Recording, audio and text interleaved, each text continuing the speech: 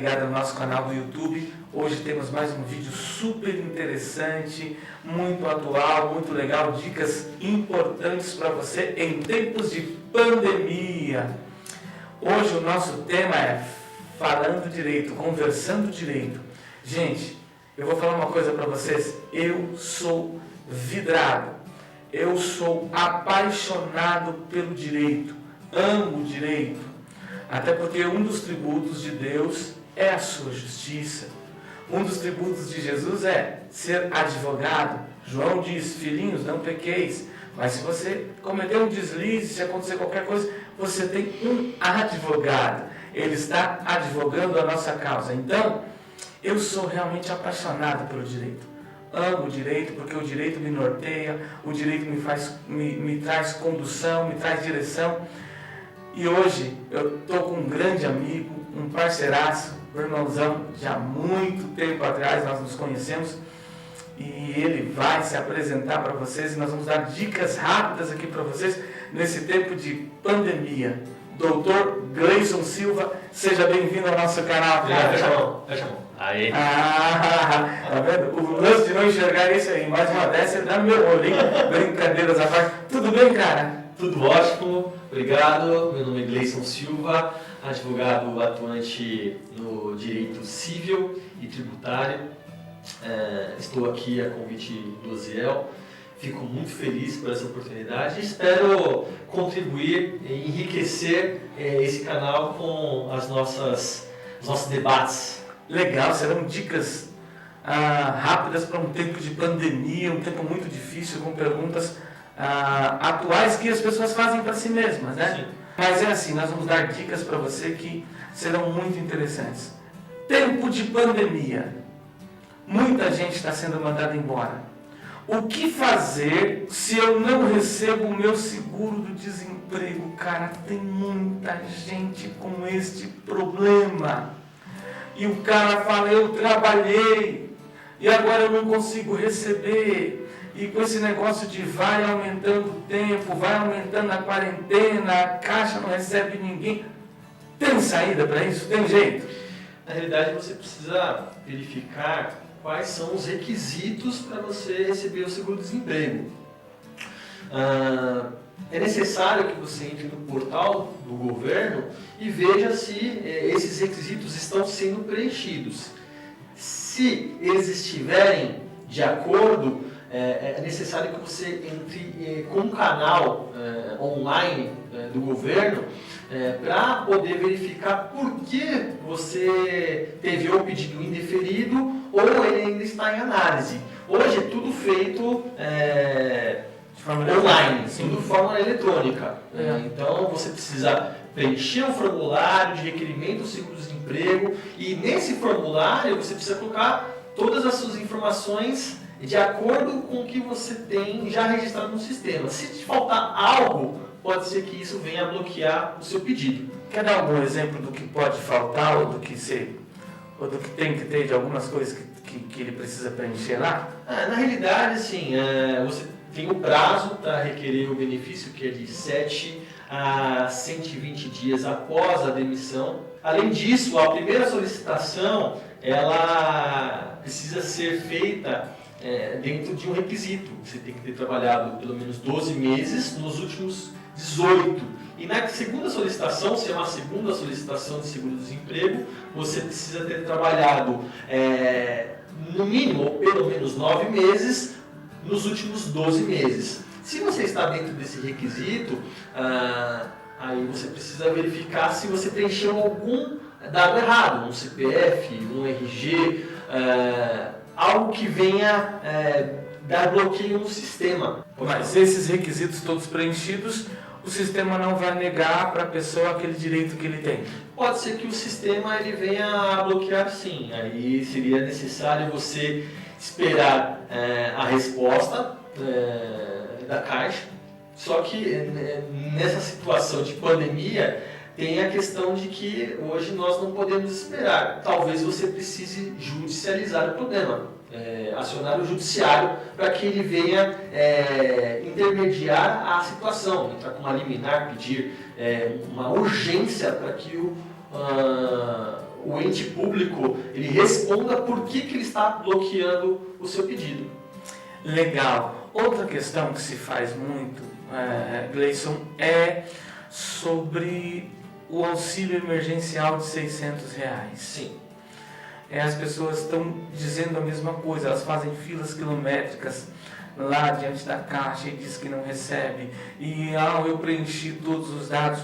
O que você poderia dizer também sobre isso?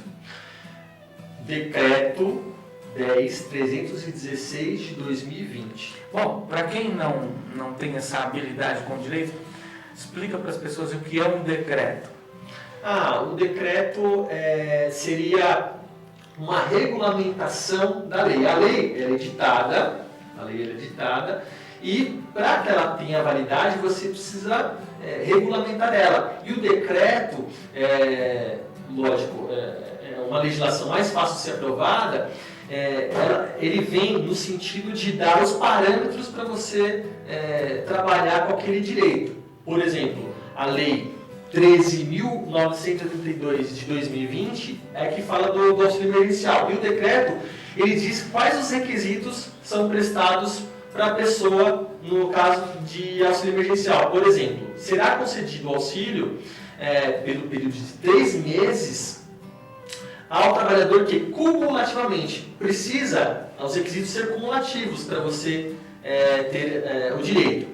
Ser maior de 18 anos, não ter emprego formal ativo, não seja titular de benefício previdenciário ou assistencial, ressalvado o Bolsa Família, tenha renda mensal per capita de até meio salário mínimo ou renda familiar mensal total de até 3 salários mínimos. Então, se a sua família tiver um rendimento mensal acima de 3 salários mínimos, o auxílio emergencial ele já não vai ser concedido. Você já teve um caso assim?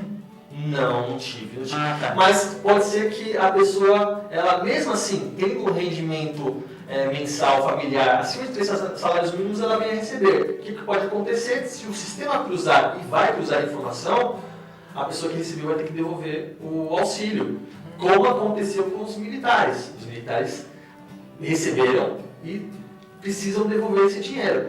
Então, se você recebeu indevidamente, você sabe que recebeu, o brasileiro não tem também esse costume de ser leal. Você precisa ser leal. Porque se você recebeu, tem uma pessoa que precisa e ela não vai receber, porque você acabou tolhindo ou tirando o direito dela. É melhor, então, que não receba, né? E se receber, não troca o celular, é melhor segurar a onda, que se o sistema pegar, vai ter que devolver com juros. Sim. E é importante, tem outras cumulatividades aqui de requisitos, eu não vou ler, mas a que enfatiza mais essa questão de receber ou não é essa questão da renda familiar mensal. Se passar do valor, por exemplo, tem um cliente que é barbeiro e ele solicitou o auxílio. A mãe dele é servidora pública. Consequentemente, ele não recebeu porque a mãe dele tem uma renda mensal acima do teto. Sim.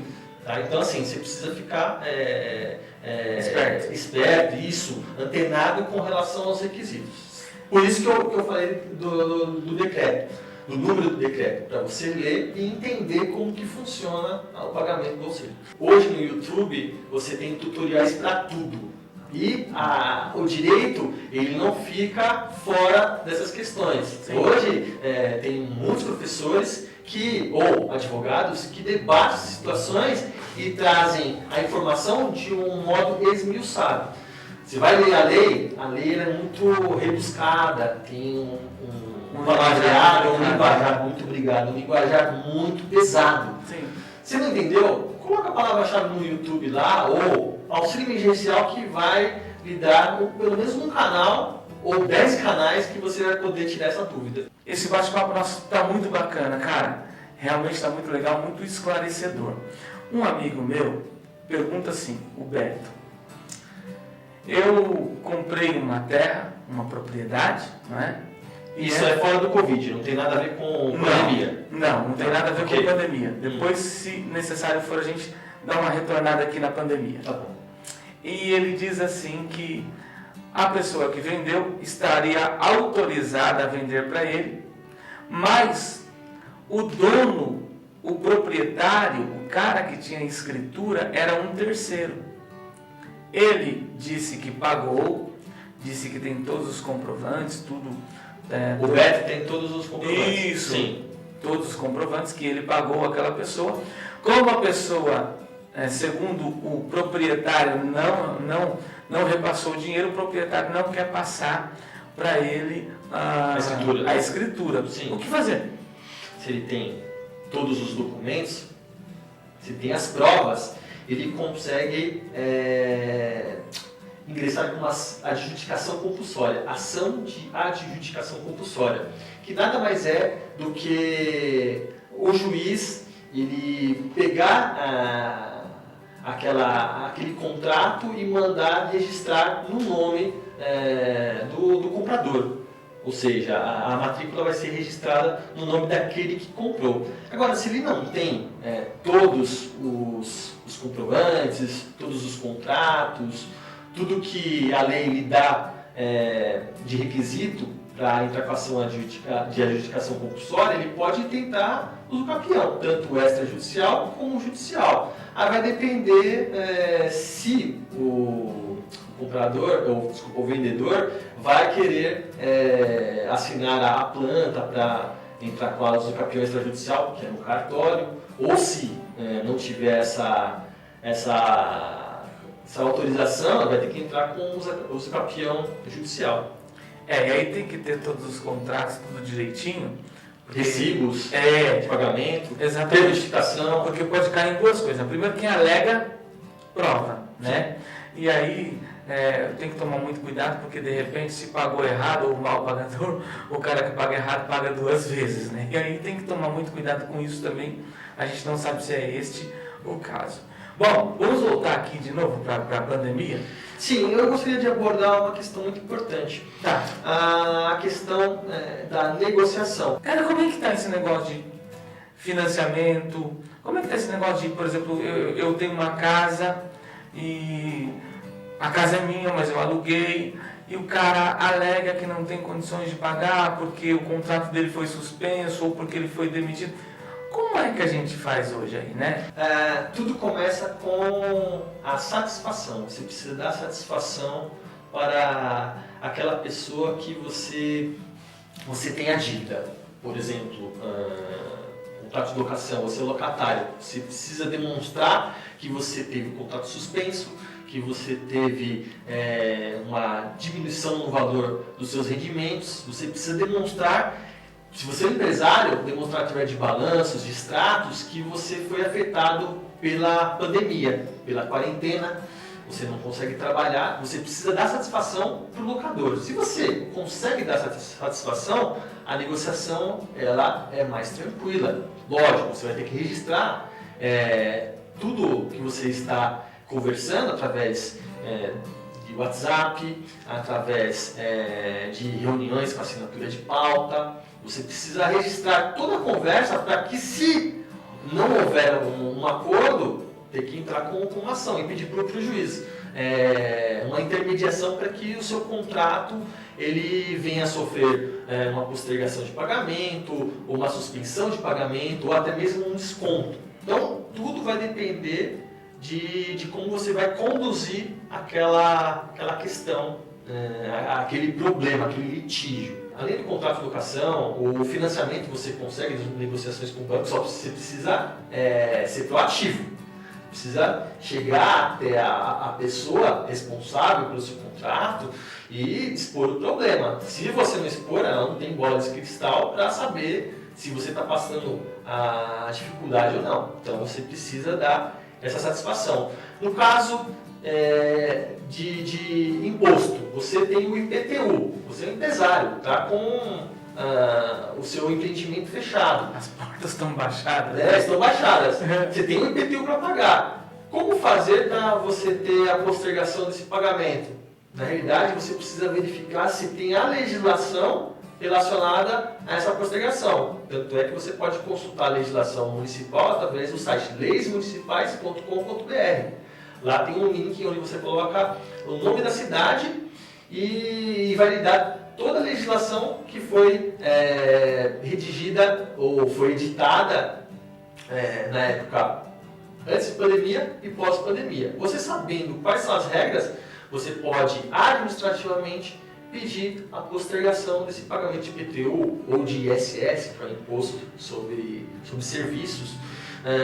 Isso serve para N tributos. Primeiro você entra administrativamente, para depois você judicializar. O que é judicializar? Pedir para o judiciário dar a palavra final. Se vai postergar, se vai colocar para frente o pagamento, se vai suspender, se vai ter algum tipo de benefício ou não. Entendeu? Então é muito importante você saber como está a legislação do seu município. Muito esclarecedor. Dicas práticas e que vão ajudar muito o nosso amigo aqui do canal. Ótimo.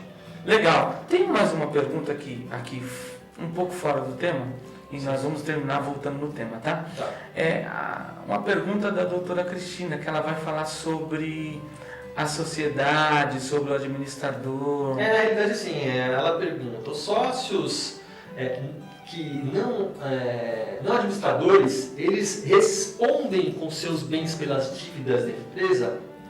Depende. A sociedade... O legal do direito é isso, né? Depende. É muito bacana. Normalmente, as sociedades elas são limitadas, ou seja, o sócio ele responde até o limite da sua cota integralizada. Se é 50%, ele vai responder até 50%. Normalmente, o sócio administrador ele responde pela sua cota. Se a empresa não tem condições ou se atingiu a cota e ele não tem mais possibilidade de resolver o problema, vai atingir os bens dele. Na realidade, sim, para atingir os bens, precisa ter tido um abuso de direito, uma fraude ali. Então, o sócio administrador responde pelos bens que ele tem, as cotas e os bens pessoais. E o sócio, que não é o administrador, que não faz o poder de gerência, ele não responderia em tese pelas dívidas. Mas isso vai depender de como está a legislação ali no momento. Ela muda muito rápido, tem as correntes majoritárias, minoritárias, que eu não vou entrar nesse assunto agora, mas tudo vai depender de uma série de fatores. Normalmente, o sócio não administrador, ele não vai responder com seus bens pelas dívidas da sociedade. Legal.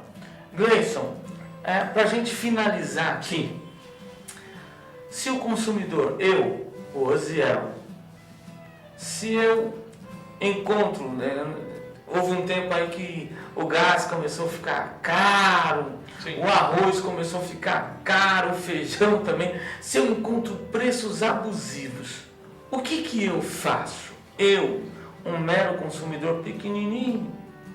Você precisa guardar o comprovante e acionar o órgão de proteção ao consumidor, que é o PROCON da sociedade. Na realidade, você precisa acionar esse órgão para você ter um respaldo para que isso não venha acontecer só com você, não venha acontecer com as pessoas, com todos os consumidores que estão sofrendo aquele tipo de abuso. Tá? Porque as pessoas com medo de faltar vão e compram, né? E aí quem não tem, fica. Não, mas esse não é o problema. O problema é assim, você tem um preço abusivo. Se você não Sim, reclama, essa questão vai ser corriqueiramente repassada para outros consumidores. Sim. Então, assim, se você reclama, você acaba bloqueando aquele problema que você teve e beneficia outras pessoas. O que o brasileiro precisa entender é que, assim, o individualismo, ele prejudica. Você tem que pensar na coletividade. Sim, por isso que eu falei para você. Às vezes a pessoa não pensa, ela simplesmente compra aí, né? Mas vai chegar uma hora que ela não vai ter como comprar, porque se deixar, as pessoas vai ficando abusivo e tem que denunciar mesmo, tem que fazer com que a fiscalização, e o pessoal está fiscalizando mesmo, né, Gleison? Eles vão para cima mesmo, né? Sim. Ah, legal. Cara, um prazerzaço você aqui. Eu espero que você volte mais vezes. Eu espero que o ouvinte do canal tenha gostado, né, desse assunto, conversando direito. Um abraço para você, Gleison. Obrigado mesmo, cara. Um abraço. Eu agradeço. E é isso aí, gente. Estamos terminando mais um vídeo. Ficou um pouco longo, mas assista aí até o final. Eu espero que a sua pergunta tenha sido respondida. Que Deus te abençoe. Fui!